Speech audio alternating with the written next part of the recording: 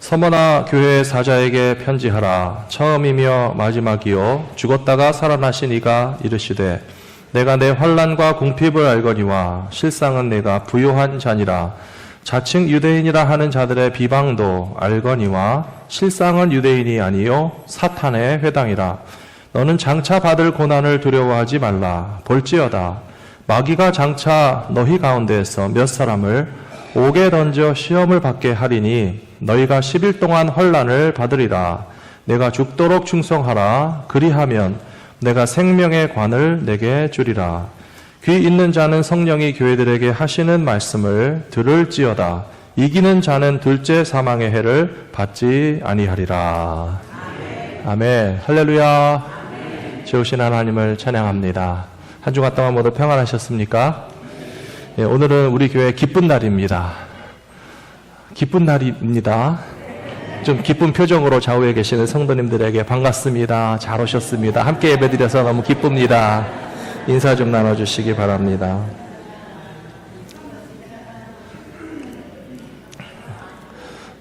오늘이 왜 기쁜 날인지 모르시는 분이 계실까봐 설명을 좀 해드리겠습니다. 오랫동안 기도하고 준비하면서 우리 성도님들께서 세워주신, 뽑아주신 장로님들, 권사님들, 안수집사님들이 임직을 받으시는 날이기 때문에 우리 교회 얼마나 기쁜 날인지 모르겠습니다. 생각해보면 젊은 남녀가 데이트하면서 서로의 사랑을 확인하고 우리 결혼합시다. 그리고 결혼 날짜를 잡으면 그 결혼식 날이 얼마나 기다려지세요. 기억나십니까? 너무 오래됐어. 예. 누가 하는 농담처럼 뭐 좋은 날이라고 그렇게 하는 수도 있지만 그래도 그렇지 않잖아요. 결혼식 날이 얼마나 손꼽아서 기다려지고 그 날이 오기를 준비하다가 정말 예식이 있는 날에 긴장되기도 하고 또 좀 떨리기도 하고 하면서 결혼 예식을 가지게 되면 이제 아무리 그 전에 사랑하는 관계였어도 결혼식을 통해서 부부가 되고 평생토록 함께 남편과 아내로 살 수 있는 일들이 공식화되는 날이기 때문에 그래서 결혼식이 기쁜 날인 것처럼 교회에서 직분을 받으시는 분들도 그런 마음으로 오늘 예식에 참여하시게 되면 참 좋겠습니다. 이미 우리 교회를 사랑하시고 또 주님을 사랑하고 충성하는 분들이시기 때문에 직분을 주셨다라고 우리는 잘 알고 있습니다. 기왕의 결혼식과 임직식을 비유해서 얘기하다 보니까요, 그런 생각이 들었어요. 결혼식을 많이 가보고 또 주례를 하면서도 어떤 때는 참 그 결혼 서약을 할 때 제 마음이 다 뭉클해지고 이것이 결혼이지, 이것이 사랑이지라고 하는 게 느껴질 때가 많이 있었거든요. 잘 아시는 것처럼 뭐라고 서약합니까? 기쁠 때나 슬플 때나, 건강할 때나 병들었을 때나, 부유할 때나 가난할 때나 항상 변함없이 사랑하고 위해주고 보살피고 혼인의 정절을 지키면서 하나님이 짝지어 주신 것을 사람이 나누지 못할지니라 그렇게 약속하지 않습니까? 직분을 받으시는 것도 마찬가지예요. 오늘 직분을 받으시면 건강할 때만 충성하시는 것이 아니라 병들었을 때에도 사랑해 주시고 부유할 때만 섬길 수 있는 것이 아니라 가난해도 서로 보살피고 또 섬길 수 있는 것이고 기쁠 때나 슬플 때나 변함이 없이 평생토록 우리 교회의 직분자로서 항존직이라고 하는 말에는 그 뜻이 담겨져 있습니다. 물론 한 가지 이 직분은 죽을 때까지 계속 가는 것이니까 항존직이고요. 또 다른 의미에서는 이 교회를 위해서 평생 변함없이 섬기겠다라고 하는 의미가 담겨져 있으니까 항존직입니다. 그런 직분을 받으시는 분들을 위해서 함께 축하해 주시고 축복해 주시는 일에 우리 교회 성도님들 빠짐없이 다 참석해 주세요. 오늘 점심 식사도 훌륭하지만 저녁 식사는 더 훌륭합니다. 많이 참여하셔서 기쁨을 나눠주시기를 바랍니다. 오늘 같은 마음을 가지고 소아시아 7교회 가운데서 에베소 교회 다음으로 두 번째 기록되어 있는 서머나 교회에 관한 말씀을 같이 나누기를 원합니다. 서머나라고 하는 도시는 터키의 서쪽에 있고 또 지중해 연안에 있는 큰 도시입니다. 2000년 전에도 큰 도시였고 2000년 전에 큰 도시들이 지금은 많이 사라졌는데 이 서머나만큼은 아직도 터키의 주요 항구 도시로서 존재하고 있습니다. 혹시 성지순례나 유럽을 가보신 분들은 이즈미르라고 하는 그런 도시를 가보셨을 텐데, 이 서머나가 오늘날에는 이즈미르라고 하는 도시로서 존재하고 있습니다. 성경에 나왔던 서머나라고 하는 도시의 이름은 사실은 몰약이라고 하는 그런 나무 약재에서부터 나온 이름입니다. 서머나, 우리말로는 그렇게 하지만요, 영어 발음으로 보시면 서머나거든요. 그 다음에 이 몰약이라고 하는 것도 영어로는 mer거든요. 그래서 이 mer라고 하는 몰약이 small라고 하는 이 서머나 나무에서 나온 것이기 때문에 이 몰약 약재의 원료가 되는 나무가 서머나다 하는 것을 아시면 되겠습니다. 이 몰약이라는 것은 잘 아시는 것처럼 귀중한 약재입니다. 여러 가지 좋은 향기도 나고 또 마취제라든지 진통제라든지 치료제의 약효가 있어서 동방 박사들이 아기 예수님에게 가져온 3가지 귀중한 보배 중에 하나였어요. 아시죠? 첫 번째는 황금, 두 번째는 유향, 세 번째가 바로 이 몰약이었어요. 이 몰약, 머르라고 하는 것은 이 small라고 하는 이 서머나 나무에서부터 추출해내는데, 이 나무에서 몰약을 추출해내기 위해서는 잘라야 되고요, 부셔야 되고요, 쥐어짜야 되고요, 그것을 완전히 정말 못살게 굴어서, 우리 한국 사람들이 제일 이해하기 쉬운 것은 칡뿌리 즙을 짜낸다고 보시면 알아요. 칡뿌리의 뿌리를 짜내면 그것을 잘라서 쥐어짜가지고 거기서 즙을 뽑아내는 것처럼 이 몰약나무를 깨고 부수고 짓누르고 못살게 굴어서 쥐어짜가지고 몰약이라고 하는 약품을 얻는 거거든요. 왜 이런 이름이 붙었을까요? 오늘 예수님께서 말씀하고 계세요. 서원학교의 성도들이 환난을 당하고 핍박을 당하고 고난을 당하겠으나 이 몰약나무를 고통을 받고 쥐어짜서 거기서 귀한 약재를 얻는 것처럼 성도들의 신앙이 고난과 시련을 통하여서 정말 귀중한 것으로서 남아있게 될 것이다 하는 의미로서 주님께서 서머나교회에게 주시는 말씀을 오늘 우리에게 주시는 말씀으로 이해하고 적용하실 수 있는 우리 성도님들이 되시기를 부탁합니다. 실제로 서머나교회는 주후 100년경에 세워졌습니다. 그런데 313년 기독교가 로마 제국에 의하여 공인되기까지 200여 년 동안에 많은 고난을 당했어요. 많은 순교자들이 나왔습니다. 많은 고통이 있었습니다. 그럼에도 불구하고 주님 앞에 칭찬받는 교회가 되고 믿음을 지키는 교회가 되었던 것처럼 오늘 우리들은 어떻게 신앙생활을 해야 될지 예수님의 말씀을 통해서 도전을 받아야 된다고 저는 믿습니다. 서머나 교회에 대한 말씀은 짧습니다. 요한계시록 2장 8절부터 11절까지 몇 구절 되지 않는데 제가 일주일 동안 이 말씀을 여러 번 읽고 묵상하면서 놀라운 사실을 다시 한번 깨닫게 되었습니다. 짧은 8, 9, 10, 11 몇 구절 되지 않잖아요. 그런데 예수님께서 아주 공통된 중요한 메시지를 주시고 있어요. 죽음과 생명이라고 하는 말씀을 계속 주시고 있어요. 2장 8절 말씀해 보시면 서머나 교회에게 편지하라. 처음이요 마지막이요 죽었다가 살아나신 이가 이르시되 2장 8절 말씀 있죠. 보시면 죽었다가 살아나신 분이 말씀하신다라고 말하고 있어요. 생명과 죽음, 죽음과 생명을 동시에 가지고 있고 죽음 권세를 이기신 예수님이 하시는 말씀이니까 잘 들어라 하는 뜻이 아니겠습니까? 또 10절에도 보시면 서머나 교회 성도들에게 말씀하시기를 죽도록 충성하라 그랬어요. 죽음이라는 개념이 나옵니다. 하지만 뭐라 연결되어 있습니까? 그러면 내가 너희에게 생명의 면류관을 주리라. 예수님은 죽음을 말씀하고 있는 것 같아 보이지만 사실은 죽음이 아니고 생명을 말씀하고 계시는 것입니다. 11절 말씀에도 보시면 이기는 자에게는 둘째 사망의 해를 받지 않게 해 주실 것이다. 놀랍지 않습니까? 4구절밖에 되지 않는데 죽음과 생명, 둘째 사망의 해를 받지 않겠다라고 하는 예수님의 결론은 서머나 교회 성도들에게 생명 주실 것이기 때문에 이 생명을 바라보는 자들은 목숨을 아까워하지 말고 죽도록 충성하는 것이 올바른 신앙이다라고 일깨워 주시는 말씀을 오늘 우리들의 마음 가운데 잘 간직하실 수 있기를 부탁합니다. 설교 제목이 어떻게 하면 주님 앞에 충성할 수 있는가, 죽도록 충성할 수 있는 신앙의 비결을 오늘 3가지 말씀드리려고 합니다. 첫 번째는 우리 주님을 사랑할 때에, 마음을 다하여 우리 주님을 사랑할 때에 충성할 수 있습니다. 한문을 배우신 분들은 잘 아시겠지만 충성할 때 그 충이라고 하는 단어는요, 가운데 중자가 이렇게 있고요, 그 다음에 마음 심자가 밑에 깔려 있어요. 우리 마음 중심에서부터 충성이 나온다는 것입니다. 때로는 사람들이 가짜 충성을 할 때가 있어요. 어떤 이익을 바라고 친한 척하면서 권력을 가진 사람에게 충성하면 내가 뭔가 얻을 게 있겠다라고 싶으면 마음에는 없지만 충성하는 척 할 수 있단 말이에요. 그러나 그런 충성은 오래가지 않고 가짜라고 하는 것이 금방 들통날 수밖에 없습니다. 진짜 충성은 한문에 나오는 글자 그대로 마음 중심에서부터 솟아나는 그 진실한 마음으로 충성해야 끝까지 가는 충성이 될 수 있다라고 하는 것을 아마 인생을 살아보신 분들은 다 경험해 보셔서 아실 것입니다.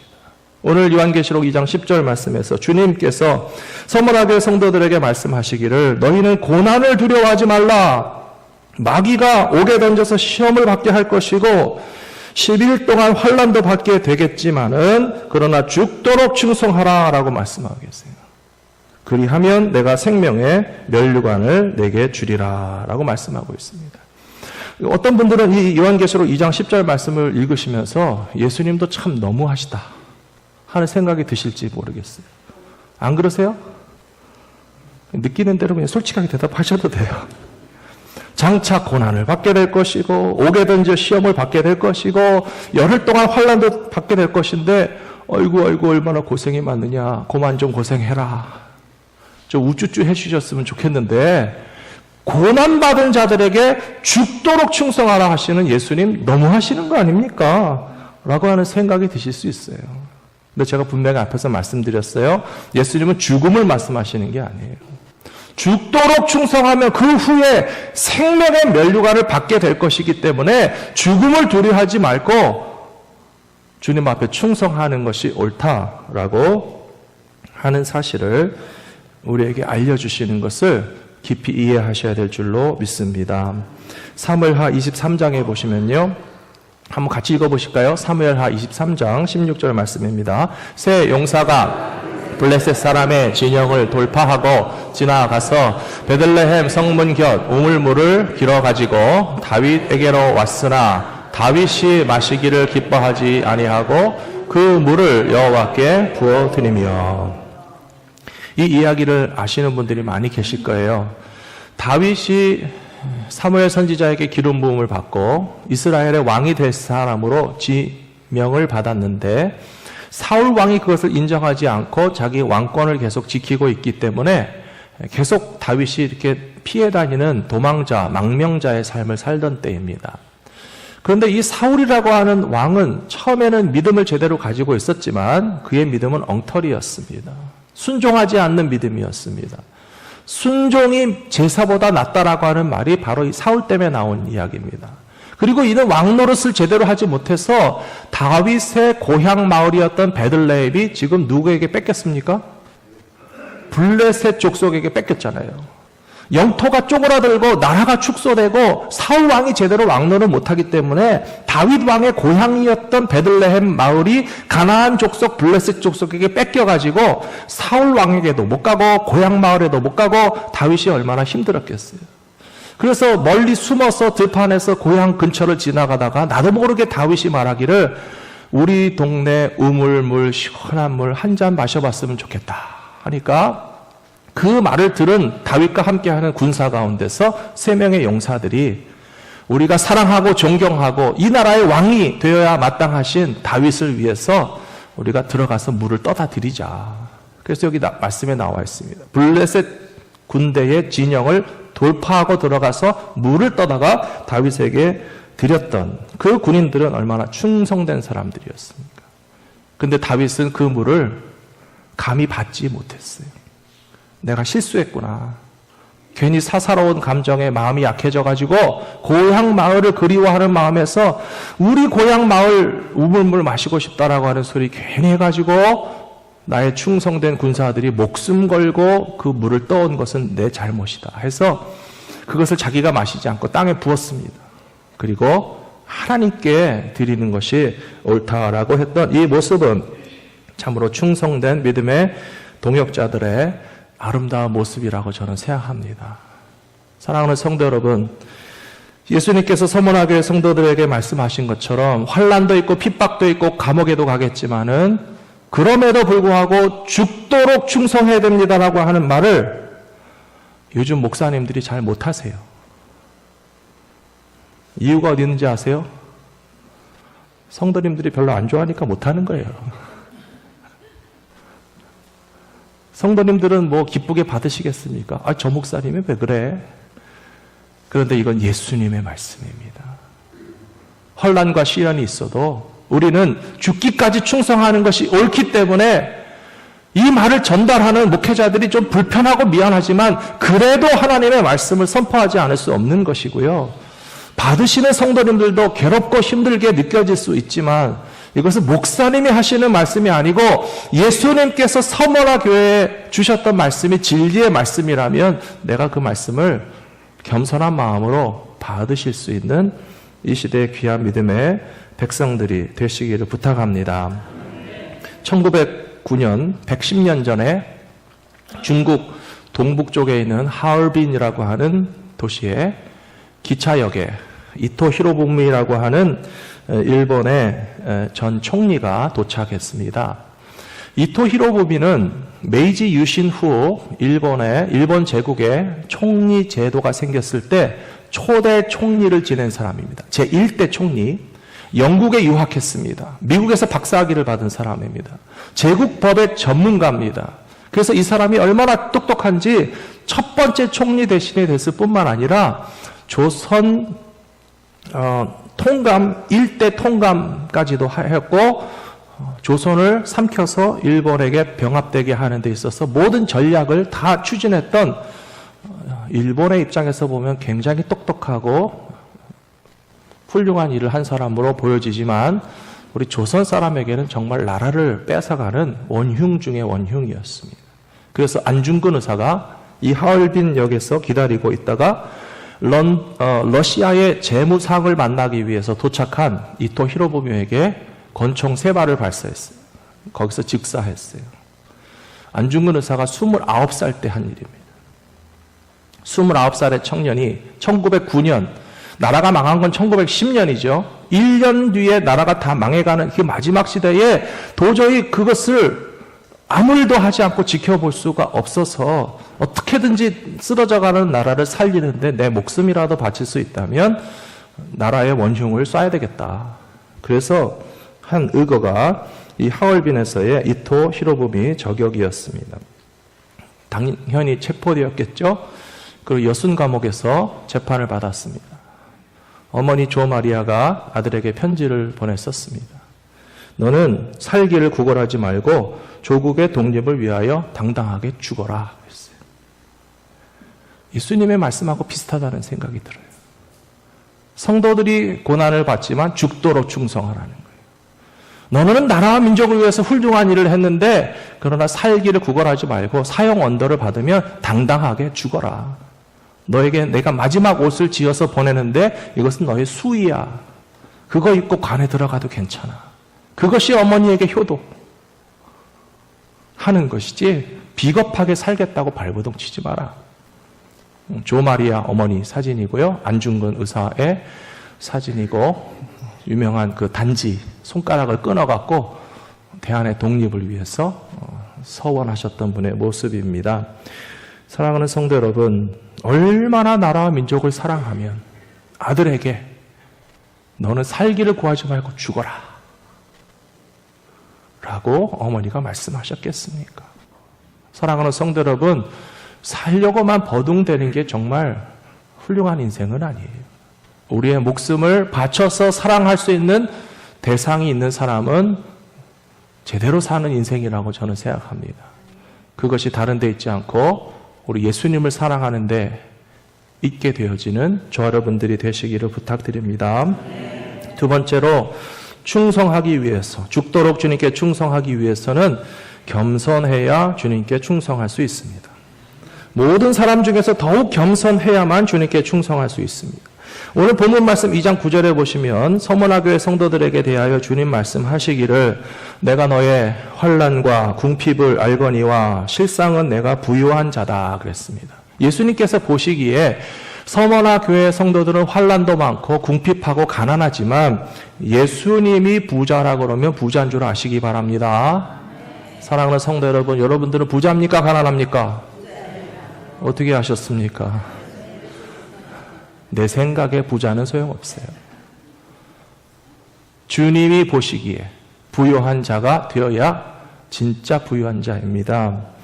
그런데 그 교회와 서머나에는 반대의 사람들도 있었는데 자칭 유대인이라 하는 자들의 비방도 알거니와 실상은 유대인이 아니요 사탄의 회당이라 라고 말씀하고 있어요. 비교해보면 서머나 교회의 신실한 성도들은 가난하고 궁핍하고 힘이 없고 연약하고 그러다 보면 자동적으로 겸손할 수밖에 없어요. 그런데 자칭 유대인이라고 하는 사람들은 상대적으로 교만한 사람이고 큰소리치는 사람이고 우리는 혈통적으로 유대인이라고 하면서 율법을 가진 거룩한 백성이라고 하는 어떤 종교적인 그런 자만심으로 가득한 부류의 사람들을 가리키는 말씀일 것입니다. 근데 예수님께서 이 사람들은 유대인은 무슨 유대인이냐? 사탄의 회당이다. 사랑하는 성도 여러분, 주님은 겸손한 자를 일으키시고 교만한 자를 무너지게 하시는 주님이신 것을 분명히 기억하시기 바랍니다. 주님께서 왜 서머나 교회에 이런 말씀을 하셨을까 생각해 봤습니다. 궁핍한 사람들, 힘이 없고 연약한 사람들, 낮고 천하여 겸손할 수밖에 없는 사람들이 주님 앞에 충성하면 더 이상 비천한 존재가 아니고 주님께서 우리를 얼마나 영화롭게 하실까라고 하는 소망을 갖게 하시려고 주시는 말씀이라고 저는 믿습니다.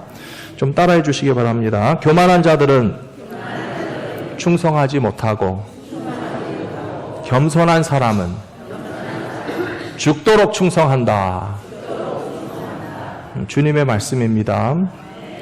민수기 12장 3절에 보시면 모세에 관한 말씀이 나옵니다. 모세는 그의 온유함이 지면의 모든 사람보다 더 뛰어나다라고 나와 있습니다. 근데 모세가 원래 온유하고 겸손한 사람인가요? 아니었어요. 굉장히 교만하신 이집트의 왕자님이었어요. 혈통적으로는 유대인의 피를 가지고 태어났지만 그러나 아기 때에 바로 왕의 공주가 건져낸 덕분에 왕궁에서 자라났습니다. 왕자님들이 얼마나 정말 교만하겠습니까? 왕자님이 안 돼봐서 잘 모르겠는데요. 모세는 충분히 그랬을 거라고 우리는 짐작해 볼 수 있습니다. 비록 본인의 혈통이 히브리인이라고 하는 것을 알았지만 그것을 드러내지 않았을 거예요. 왜냐하면 자기 신분 유지에 굉장히 불리하기 때문에, 그리고 그것을 숨기면 숨기려고 할수록 반대적으로 어떻게 나타났을까요? 더 자기가 이집트의 왕자들 중에 하나인 것처럼 행세하기 위해서 굉장히 뻐기면서 큰 소리 치면서 살았을 거라고 우리는 짐작해 볼 수 있습니다. 게다가 어느 한순간에 자기 동족을 괴롭히는 이집트의 노예 감독을 주먹으로 쳐서 죽였잖아요. 혈기가 있는 사람이고요. 내가 해볼까라고 하는 자신만만한 그런 40살까지의 생애 가운데는 하나님께서 모세를 하나님의 일꾼으로 사용하지 않으셨습니다. 하나님은 그를 낮추신 다음에 사용하신 거예요. 그의 교만함이 완전히 꺾어지고 깨질 수밖에 없도록 40년 동안 미디안 광야에서 목자 노릇을 하면서 모세의 인생을 아주 푹푹 썩이셨어요. 녹아지게 만드셨어요. 낮아지고 또 낮아지고 더 낮아질 데가 없도록 모세를 낮추시고 나니까 모세가 뭐라 그랬습니까? 하나님, 저는 못해요 그랬어요. 나는 아무것도 할 줄 모르는 사람이에요. 나는 말도 잊어버렸어요. 언어도 생각이 안 나요. 히브리어를 해야 될지 이집트 말을 해야 될지 바로 왕 앞에 내가 어떻게 서가지고 내 백성을 보내라 라고 큰소리 칠 수 있는 자신감이 하나도 없도록 밑바닥까지 내려가서 겸손하지 않을래야 겸손할 수 없는 그런 지경에 이르렀을 때 하나님께서 모세를 지도자로 세워서 쓰셨다는 사실을 우리는 기억해야 됩니다. 한국 사람들은 김치 다 좋아하시죠? 근데 배추가 아무리 싱싱하고 좋은 배추라도요, 맛있는 김치가 되려면 뻣뻣해가지고는 안 됩니다. 굵은 소금을 팍팍 쳐가지고 숨을 죽여야 돼요. 소금물에 담가가지고 그 뻣뻣한 배추가 그냥 흐물흐물 녹아지게, 물론 너무 녹아지면 안 되겠지만은 최소한 뻣뻣한 배추가 숨이 죽게 만들어야 이제 김치가 될 수 있는 시작 출발점에 불과해요. 고춧가루를 붓고 마늘을 붓고 온갖 가진 양념을 그냥 집어넣어가지고 팍팍 그냥 주물러가지고 그 다음에 어떻게 합니까? 캄캄한 김치독에 요즘 같으면 얼듯 말듯한 김치 냉장고에 팍 집어넣어가지고 죽었는지 살았는지 모르게 며칠을 지나야 그 다음에 배추가 김치가 되는 거예요. 우리 인생도 마찬가지입니다. 우리가 너무 뻣뻣해가지고 아직도 절여지지 않은 배추와 같이 교만한 자들은 하나님께서 쓰지 않으시고요. 오히려 우리를 낮추시고 겸손하게 하시고 캄캄함 속에서 광야 가운데 김치가 익어가듯이 죽었는지 살았는지 모를 세월을 보내게 하신 후에 주님께서 우리를 들어서 모세와 같은 영적인 지도자로 세워주시고 사용하신다는 사실을 분명히 기억하실 수 있는 저와 여러분들이 되시기를 부탁드립니다. 40살 때 혈기왕성했던 모세가 80세가 되니까 얼마나 겸손해졌는지 몰라요. 이스라엘 백성을 인도하는 가운데 많은 문제들이 생겨났습니다. 백성들이 원망도 합니다. 불평도 합니다. 항의도 합니다. 당신이 무슨 지도자야? 그런 소리 들을 때마다 모세가 어떻게 했는지 아십니까? 모세의 허리가 굽어졌어요. 고개가 접어졌어요. 땅에 엎드렸어요. 백성들이 원망하고 불평하고 하나님 어디 계신지 당신 잘 좀 해봐 라고 컴플레인이 들어올 때마다 성경을 읽어보시면 놀랍도록 모세는 단 한 번도 그들 앞에서 고개를 뻣뻣이 세우지 않았어요. 얼마나 겸손했는지 몰라요.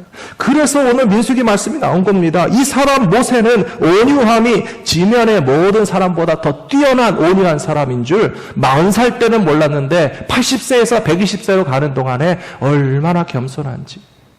사랑하는 성도 여러분, 하나님은 반드시 겸손한 자를 지도자로 사용하시고요. 교만한 자는 하나님의 지도자로 쓰임을 받을 수가 없습니다. 이 사실을 기억하시면서 우리에게 맡겨주시는 귀한 믿음의 사명을 겸손함으로 감당하시게 되기를 부탁드립니다. 디모데전서 1장 15절 보시면 사도 바울도 마찬가지입니다. 같이 한번 읽어보실까요? 밉보다 모든 사람이 받을 만한 이 말이요 그리스도 예수께서 죄인을 구원하시려고 세상에 임하셨다 하였도다. 죄인 중에 내가 괴순이라. 아멘. 사도 바울은 일평생 자기 마음 가운데 내가 제일 나쁜 놈이다 하는 생각이 한 번도 사라져 본 적이 없어요. 내가 죄인 중에 괴수다. 스데반 집사를 돌로 쳐서 죽이는데 앞장섰던 게 나인데 내가 무슨 할 말이 있나. 그래서 사도 바울은 자기가 돌에 맞을 때에도 찍소리도 안 했어요. 왜냐하면 자기가 돌로 쳤었으니까 내가 돌에 맞아도 할 말이 없다는 거예요. 십자가의 원수를 했기 때문에 늘 예수님에게 거부하고 거절하고 핍박하고 예수 믿는 제자들을 잡아 죽이려고 했던 사람이 자기 자신이었기 때문에 예수 이름 때문에 핍박을 당할 때 단 한 번도 그것에 대해서 맞서 싸우려고 한 적이 없습니다. 다만 피하고 예수의 복음을 전하면서도 나는 복음의 빚진 자요 무익한 종이요 부득불해야 할 일 마땅히 해야 할 일을 했을 뿐이지 나를 자랑할 것이 하나도 없다라고 복음을 전했던 사도 바울만큼 겸손한 사람이 어디 있었겠습니까? 복음 전도는 연약한 자를 통해서 주님이 이루시는 줄로 믿습니다. 겸손한 자를 통하여서 생명의 복음이 증거될 수 있도록 우리를 사용하실 것이 확실하기 때문에 주님 앞에 충성하기를 원하시거든 오늘보다 내일보다 모레 더욱더 낮아지고 겸손하기를 추구하시는 저와 여러분들이 되시기를 부탁합니다. 끝으로 주님 앞에 죽도록 충성할 수 있는 사람들은 가장 높은 가치를 바라보고 그 가치를 추구하는 사람들이기 때문에 죽도록 충성할 수 있습니다.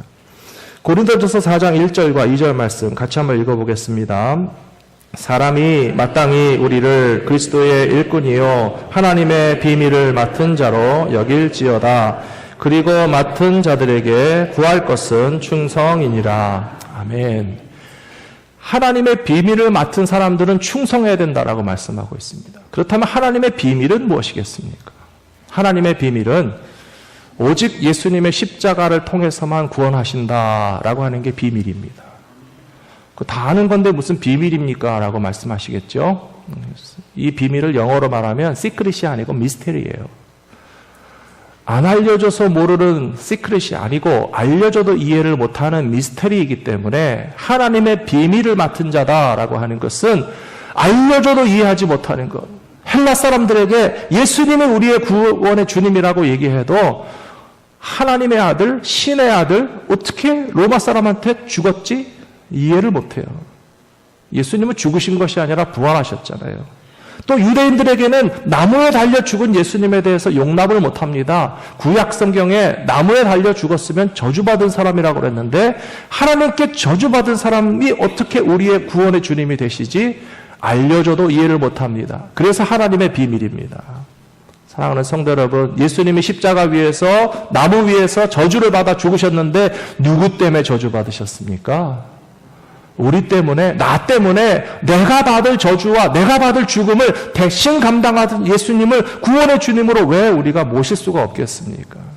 이러한 하나님의 비밀을 맡은 자들이 감당해야 할 사명은 충성이라고 분명히 말씀해 주시고 있습니다. 사랑하는 성도 여러분, 우리 인생에 예수님의 십자가의 복음보다 더 가치 있는 것이 없다는 사실을 하루빨리 깨달으실 수 있기를 부탁합니다. 내 생에 가장 소중한 거 뭐가 있으세요? 나의 생에 가장 소중한 거.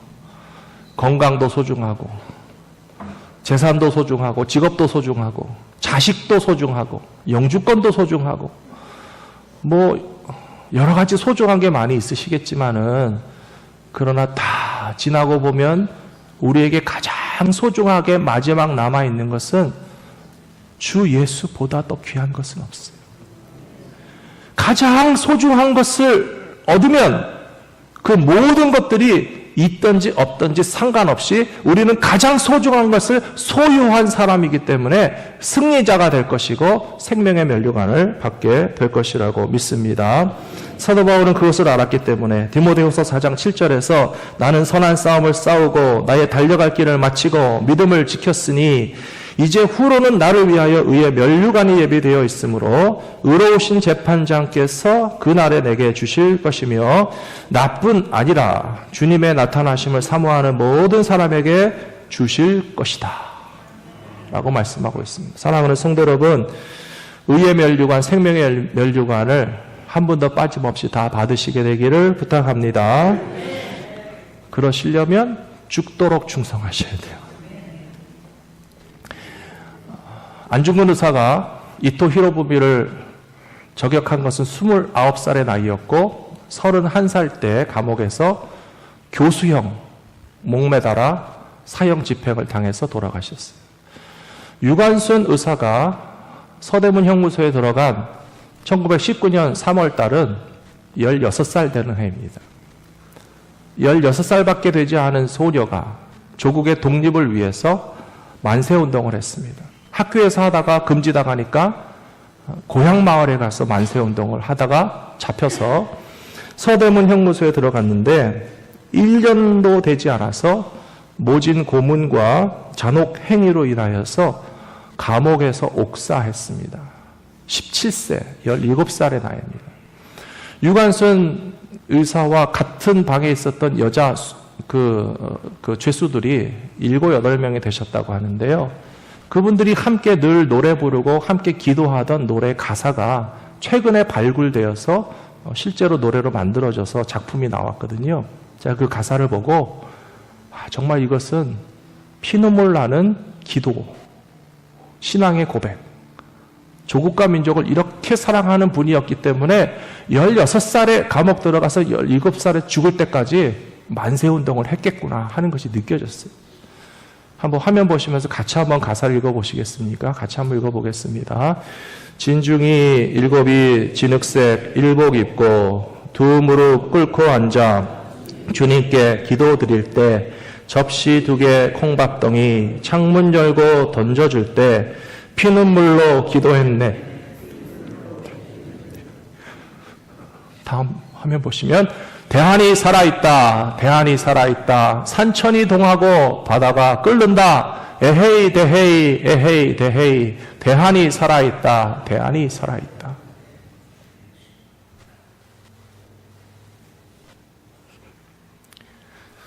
앞에 화면 보여주십시오. 가사 앞에 부분이요. 정말 피눈물로 기도했다고 그러잖아요. 유관순 열사는 크리스찬이었어요. 이화학당에 다녔고 선교사들에게 복음을 전해 듣고 교회 출석 열심히 했습니다. 물론 교회에서 좀 까불기도 했다고 그래요. 장난도 치고. 16살 소녀가 무슨 장난을 못 쳤겠습니까? 그러나 감옥에 들어가서 1년 만에 순국하기까지 목숨은 잃었지만 결국에는 조선의 독립은 이루어졌습니다. 그렇죠? 안중근 의사는 죽으셨지만 나라는 독립했어요. 유관순 열사는 죽었어도 나라는 해방됐어요. 하나님의 나라를 위해서 우리의 목숨을 내어드릴 때에 하나님의 나라가 우리에게 안 오겠습니까? 반드시 이루어진다고 저는 믿습니다. 사랑하는 성도 여러분, 가장 가치 있는 일을 위해서 우리의 생명을 드릴 수만 있다면 그거보다 더 영광스러운 것은 없는 거예요. 어머니 조마리아가 죽기를 구걸하지 마라. 살려고 발버둥 치지 마라. 그것은 부끄러운 것이고 네가 당당하게 죽어야 조국의 독립이라고 하는 것을 가치 있게 받아들일 수 있다라고 이야기하는 것을 기억하셔야 됩니다. 서머나 교회의 지도자였던 폴리갑이라고 하는 분이 계십니다. 주후 160년경에 86세로 순교하셨습니다. 로마 정부가 서머나 교회를 핍박할 때에 오늘 성경에 나오는 그대로 누군가가 이 폴리갑을 밀고 했습니다. 그래서 폴리갑 교부가 잡혀갔는데 친구들이 그를 살려보려고 계속 권면합니다. 폴리갑 선생님, 예수님을 좀 부인하십시오. 그냥 말로만, 겉으로만 나는 예수를 모른다. 나는 예수를 따르지 않겠다라고 이야기만 하시면 당신의 생명을 보호받을 수 있는데 그거 안 되겠습니까? 라고 자꾸 그를 회유하니까 이 폴리갑 교부가 86세의 나이에 말씀하시기를 예수님은 86년 동안 내 생애 전체에 단 한 번도 나를 모른다고 하신 적이 없는데 이 나이에 내가 나 살겠다고 어떻게 예수님 모르겠다고 부인을 하겠는가? 라고 하면서 그의 순교를 그대로 받아들였다고 얘기하고 있습니다. 폴리갑 교부가 죽었으나 그러나 죽음이 끝이 아닙니다. 생명의 면류관이 그분에게 반드시 허락되었을 것이라고 저는 믿습니다. 오늘 서머나 교회 성도들에게 예수님은 3번 말씀하셨어요. 죽었다가 살아난 분이 말씀하신다고 그랬잖아요. 사랑하는 성도 여러분, 우리는 죽었다가 살아나신 예수님의 말씀을 들어야 됩니다.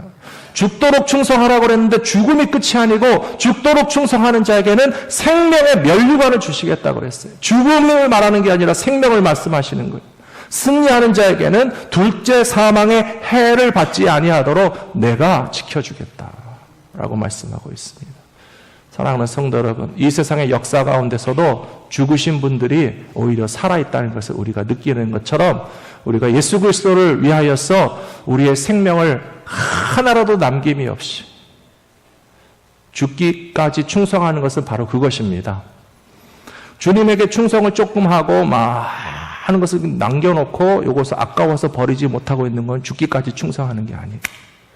남겨놓지 마셔야 돼요. 우리의 삶이 다 소진되어서 죽는 날까지 하나라도 남는 것이 없을 때까지 다 주님의 뜻대로 사는 그 죽기까지의 충성을 통하여서 생명의 면류관을 영원하도록 받아들이고 하나님의 나라를 받지 못하는 사람이 하나도 없는 믿음의 승리자들이 다 되시기를 주의 이름으로 축원합니다. 기도하겠습니다. 자비로우신 아버지 하나님 감사합니다. 하나님께서 우리에게 주신 은혜와 사랑, 예수 그리스도의 십자가의 구원, 우리를 향하여 베풀어 주신 하나님의 놀랍고 크신 그 비밀을 맡은 자로서 우리가 죽기까지 충성할 수 있는 진실한 믿음의 사람들이 다 되게 하여 주시옵소서. 하나님의 사랑을 먼저 받았으니 그 사랑에 보답하기 하기 위하여서 충성하게 하여 주시옵시고, 우리는 낮고 천한 비천한 존재들이지만 우리가 겸손한 마음으로 주님을 섬기고 교회를 섬기고 성도들을 섬길 때 우리를 더 이상 비천하다 말씀하지 아니하시고 우리를 리더로 지도자로 세우셔서 주님의 도구로 사용하여 주실 줄로 믿습니다. 어떠한 직분과 사명을 맡아서 봉사하든지 우리의 모든 교만함은 다 꺾어지고 깨지고 부서지고 무너지게 하여 주셔서 모세처럼 땅에 엎드려 섬기게 하여 주시옵시고, 사도 바울처럼 자기의 가진 모든 것을 다 드려 복음을 증거하고도 마땅히 해야 할 일을 했을 뿐이요 나는 죄인 중에 괴수일 뿐이라고 자기 자신의 겸손함을 결단코 잊어버리지 않을 수 있는 저희 모두가 되게 하여 주시옵소서. 아버지 하나님, 하나님의 나라를 우리에게 주실 줄로 믿습니다. 영원한 천국을 바라보는 자들에게 이 땅에 남아있는 무슨 미련과 아쉬움과 남은 욕심과 헛된 욕망들이 아직도 살아있다면 그것은 죽기까지 충성하는 것이 못 되는 것을 깨닫게 하여 주셔서 우리가 이 땅 위에서 가진 모든 것들을 다 소진하도록 주의 나라와 복음을 위하여서 사용함으로써 죽기까지 충성한 자들에게 허락해 주시는 하나님의 나라를 받을 수 있도록 끝까지 믿음 안에 승리할 수 있도록 우리를 인도하여 주시옵소서. 모든 말씀 우리 주 예수 그리스도 이름으로 간절히 기도 올리옵나이다. 아멘.